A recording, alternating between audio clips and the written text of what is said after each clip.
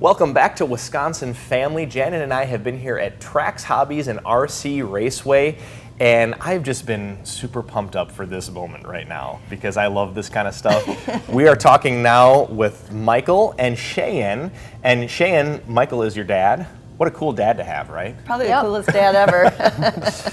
So, Michael, you were on Talk of the Town recently, but for those of our viewers who maybe missed that segment, can you tell us a little bit about this place that we're at right now? Sure, absolutely. So Trax Hobbies is a new full-line retail hobby store in Medicine that specializes in static and remote control vehicles.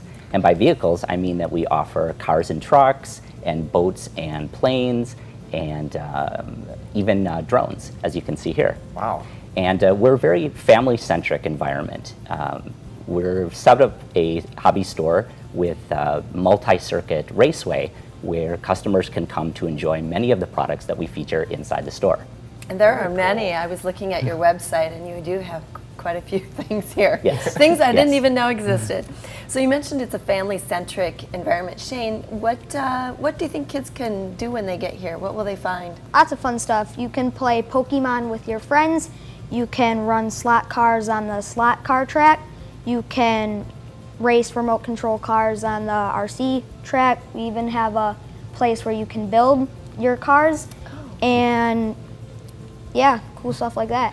I didn't know you could build your own cars here too. Yeah, so many of our products are hobby grade products, in fact most of them. And what that means is you can elect to actually build these products, and so that you understand how to maintain them, you can tune them and even upgrade them, and some of that you can even be done here at Trax Hobbies. What a neat project for a kid. Absolutely, and I see that you guys, these are drones that you're holding right now, and I see we have 3 different sizes. We've got, you know, the mini, the medium, and then the Mac Daddy. So tell us a little bit about all 3 of these and, you know, the differences between all of them and just in general what you guys have to offer for drones. Yeah, so what these are representing is the 3 categories of drones that exist in the market today. The first category would be the aerial camera type of drone. Okay. The second category is the stunt type of drone, which Shane is holding, this little white guy. Okay. And the third category is this real fancy slick red racing drone. Okay. Wow.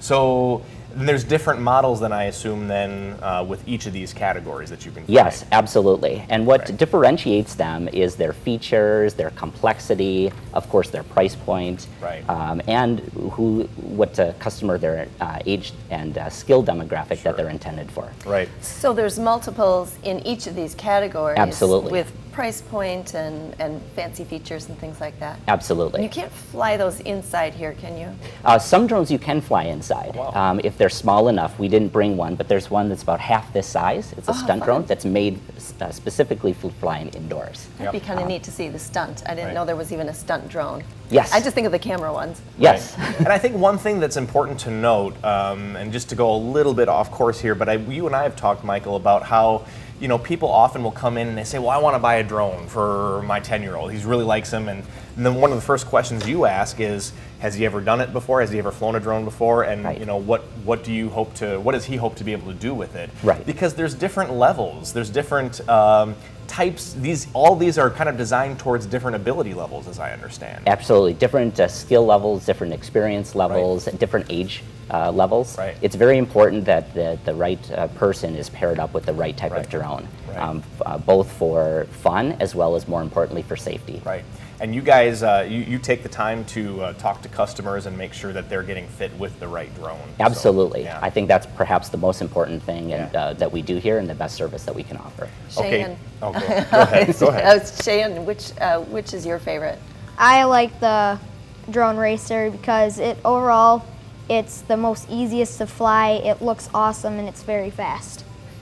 And one interesting thing about this drone racer, and we actually have the display here from Kyosho, it's a very new product on the market, super innovative in that it's the first drone and only drone of its kind to use the very popular transmitter from a car or a remote control boat. So that means that anyone with experience using this type of transmitter, which are many out in the public, they can quickly operate this in a safe manner. It's very intuitive to them, is what you're saying? Absolutely. Most of the drones that we carry, like this big guy here you mentioned, use this control station over here, which is very complex. Or this white one here uses this type of dual stick controller. And just because of the complexity and the price points of those types of machinery, it becomes more challenging to operate a drone like this. So this one is, I would have thought, would be his favorite as well. Okay, you know your son well. That's good. That's good. So you had mentioned FPV, which stands for first person view, correct? And can you elaborate a little bit on that? Yeah, so there's different ways to operate these types of drones.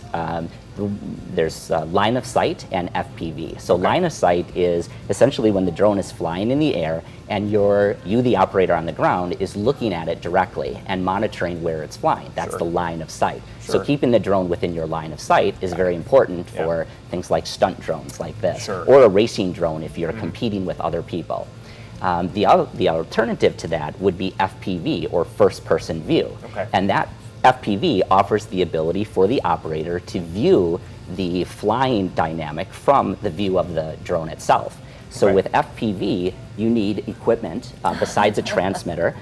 You need equipment like goggles, like you have here. So this is an FPV goggles, and then you also need a monitor, something like this, and this can fit either on a transmitter, or it can fit inside the goggles, so that the operator can then completely fly the drone by looking through here. It's like a virtual reality thing. It's very VR. Wow. Yes. So when you say first person view, it's really kind of the drone's view. It is the drone's view. You are acting as in the view of the drone. Wow. Okay. So that screen that you have there, that can be used just separate from the goggles. If you want to do that, and then if you want to, enhance the experience, you can also put it in the goggles as well. Right. This can be more of a group experience. Pass it around with you and your friends, and everybody can see what the drone can see wherever it's flying.